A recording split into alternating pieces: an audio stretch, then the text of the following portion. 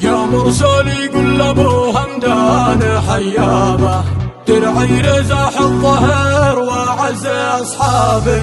يا مرحبا بالاسد ذي لا بارز نابه، كل الكلب والثعالب منها تهتابي. رجال نشبي عسر ونعم بمن جابه، لا شفت منه رسالة تبرد أعصابي. من نسل الأحرار رابعة قوم حرابة، قولوا له اليوم أنا فاتح له أبوابي. قربت أشيل الهموم وأتحمل أتعابه، وأذود عنه ولو تتكسر جنابي.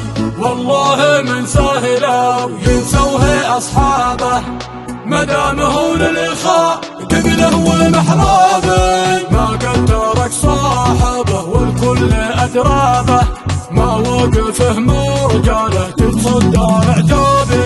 بكون صادق مع أهل الناس الكذابة، واصمد معه في مواقف لو هي أصحابي. ما شفت مثله رجل في ذا الزمن ماله، يوقف مع الكل بالحق شب وشباني. يوقف مع من ظلم ويرزاح جنابه، ويجعل اللي ظلم بالخزي منصابي. له احترام في قلوب الناس واحبابه، من حبه الله حبه البشر يابي. تلقى الكرم والوفاء والطيب في بابه، والقبيله والمواقف دوم سكابي. ونعم بهمدان قبايل عز وذيابه، من نسلها جابوا همداني اصحابي.